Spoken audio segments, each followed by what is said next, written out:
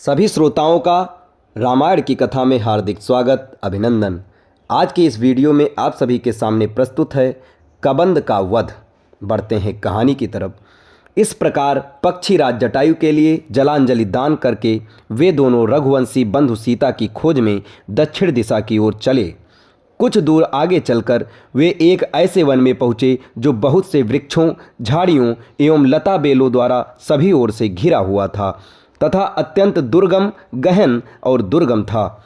उसे पार कर वे क्रौंचारण्य नामक वन, जो कि जन स्थान से 3 कोस दूरी पर स्थित था, के भीतर पहुँचे।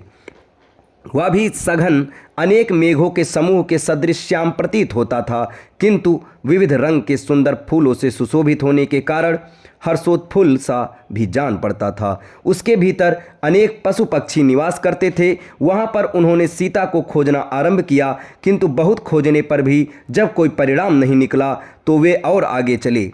इस वन को पार करके मतंग मुनि के आश्रम ले पास जा पहुँचे। वह वन भी भयानक और हिंसक पशुओं से परिपूर्ण था। घूमते घूमते वे ऐसी पर्वत कंदरा पर पहुँचे तो पाताल की भांति गहरी तथा सदा अंधकार से आवृत रहती थी। उस विशाल कंदरा के मुख पर एक अत्यंत मलिन, लंबे पेट वाली, बड़े बड़े दांतों और बिखरे केस वाली मलिन मुखी विकराल राक्षसी बैठी हुई हड्डी चबा रही थी। राम लक्ष्मण को देखकर वह अट्टहास करती हुई दौड़ी और लक्ष्मण से लिपट कर बोली, आओ हम दोनों रमण करें। मेरा नाम अयोमुखी है। तुम मुझे पति रूप से मिले हो और मैं अब तुम्हारी भार्या हूँ। उसकी इस कुचेष्टा से क्रुद्ध होकर लक्ष्मण ने अपनी म्यान से तलवार निकाली और उसके नाक, कान तथा स्तन काट डाले। उसके सारे शरीर पर रक्त की धाराएं बहने लगी और वह चित्कार करती हुई वहाँ से भाग गई। अयोमुखी के भाग जाने के पश्चात दोनों भाई थोड़ी दूर गए थे कि वन में भयंकर आंधी चलने लगी। उन्हें एक भयंकर स्वर सुनाई दिया, जिसकी गर्जना से संपूर्ण वन प्रांत गूंज उठा। सावधान होकर दोनों भाइयों ने तलवार निकालकर उस दिशा में पग बढ़ाए जिधर से वह भयंकर गर्जना आ रही थी। कुछ ही दूर जाने पर उन्होंने गज के आकार वाले बिना गर्दन के कबंध धड़ मात्र राक्षस को देखा। उसका ना तो गर्दन था और ना ही मस्तक। उसके पेट में ही उसका मुंह बना हुआ था और छाती में ललाट था, जिससे अंगारे के समान दहकती हुई एक आंख थी। वह दोनों मुट्ठियों में वन के जंतुओं को पकड़े इसका मार्ग रोके खड़ा था। राम लक्ष्मण को देखते ही उसने लपक कर दोनों को एक साथ ही बलपूर्वक तथा पीड़ा देते हुए पकड़ लिया और बोला, बड़े भाग्य से आज ऐसा सुंदर भोजन मिला है। तुम दोनों को खाकर मैं अपनी क्षुधा शांत करूंगा। इस आकस्मिक आक्रमण से लक्ष्मण किंकर वह विमूढ़ हो गए, परंतु रामचंद्र ने बड़ी फुर्ती से उस राक्षस की दाहिनी भुजा काट डाली। लक्ष्मण ने भी क्रोधित होकर उसकी बाईं भुजा को काट दिया। वह चीत्कार करता हुआ पृथ्वी पर गिर पड़ा। पृथ्वी पर गिरकर उसने पूछा, वीरों, आप दोनों कौन हैं? उसके इस प्रकार पूछने पर लक्ष्मण ने उसे दोनों भाइयों का परिचय दिया। उनका परिचय सुनकर कबंध ने राम से कहा, महाबाहु राम, पूर्व काल में मैं अत्यंत पराक्रमी था, किंतु पराक्रमी होते हुए भी राक्षस रूप धारण कर ऋषियों को डराया करता था।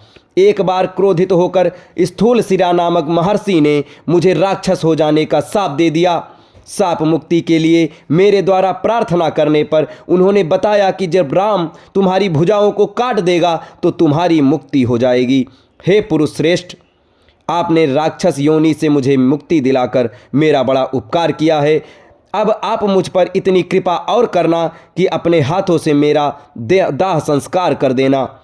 कबंध की प्रार्थना सुनकर राम बोले, हे राक्षस राज, मैं तुम्हारी इच्छा अवश्य पूरी करूंगा। मैं तुमसे कुछ सूचना प्राप्त करना चाहता हूं, आशा है अवश्य दोगे। दंडक वन से मेरी अनुपस्थिति में लंकापति रावण मेरी पत्नी का अपहरण करके ले गया है। मैं उसके बल, पराक्रम, स्थान आदि के विषय में तुमसे पूरी जानकारी चाहता हूं। यदि जानते हो तो बताओ। राम का प्रश्न सुनकर कबंध बोला, हे रघुनंदन, रावण बड़ा बलवान और शक्तिशाली नरेश है।